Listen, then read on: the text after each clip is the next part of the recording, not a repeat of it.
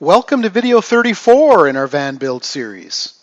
I have received a few emails asking me about Promaster maintenance, and more specifically, do I do my own? The short answer is yes. And over the months ahead, as I complete scheduled maintenance on an item, I'll share with you how I dealt with it. Today I'm going to tackle an oil change. If you own a Promaster and have been on the fence regarding doing your own oil changes, this is the video for you. Enough talk, let's get started.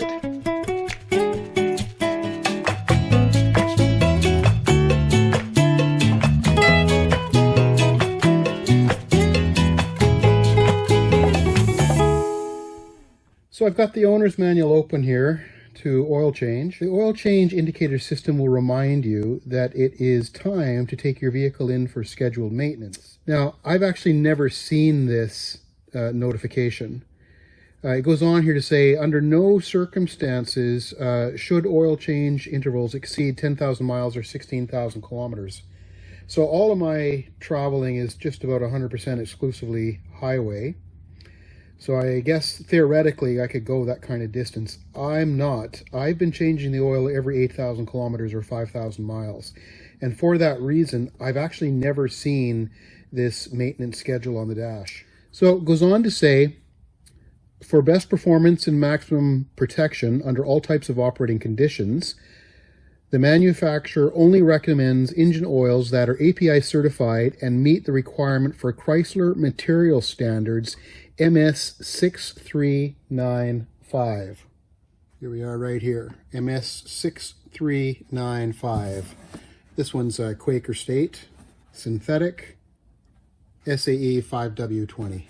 On page 372 of our manual, it says that we need 6 quarts or 5.6 liters. With respect to finding the oil drain plug, it's pretty much behind the passenger front wheel.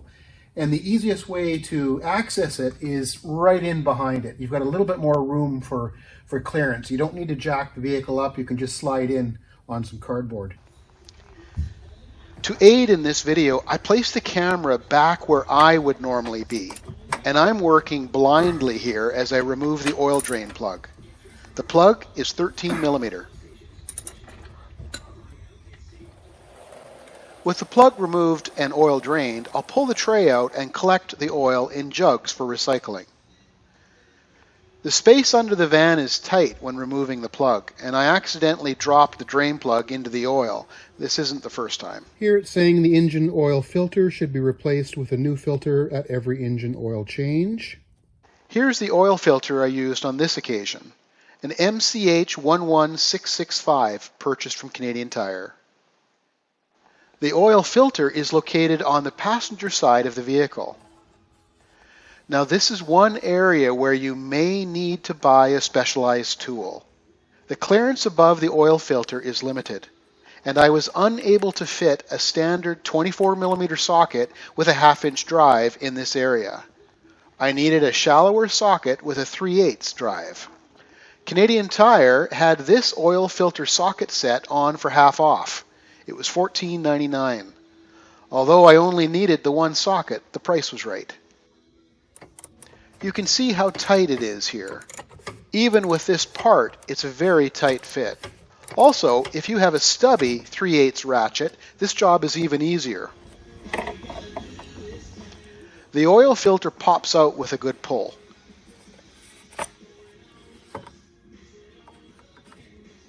The oil filter kit comes with a new filter as well as a new O-ring. Here I'm removing the old O-ring and installing the new one.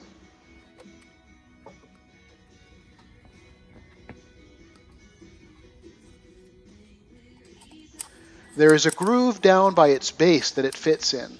Just make sure it is evenly seated and then wipe some oil on the ring to ensure that it seals.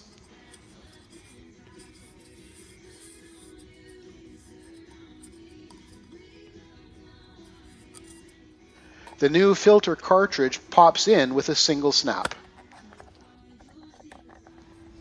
Here we are installing the new oil filter.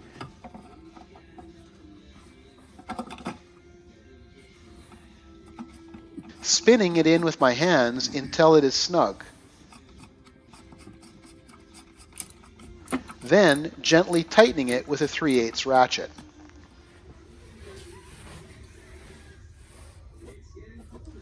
With the new oil filter installed, back under the van to reinstall the drain plug.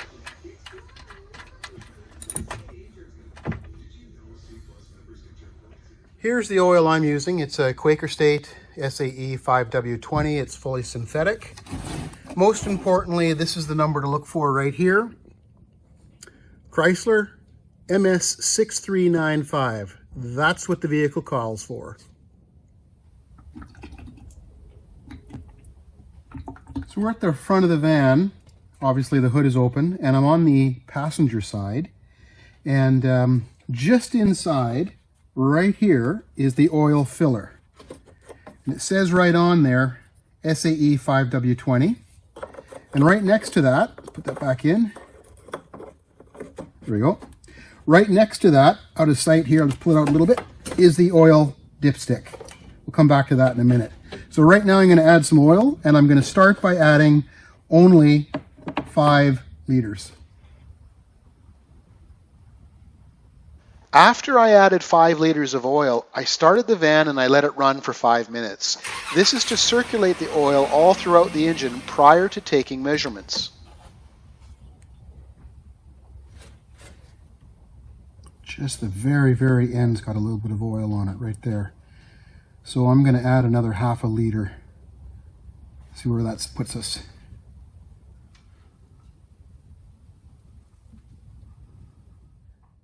So we're right in the middle there.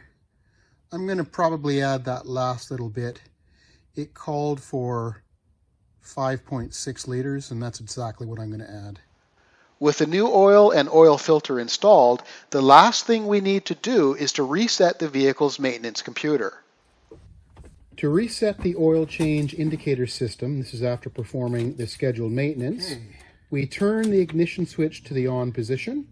We fully depress the accelerator pedal slowly 3 times within 10 seconds, and we turn the ignition switch off, and that will reset the computer.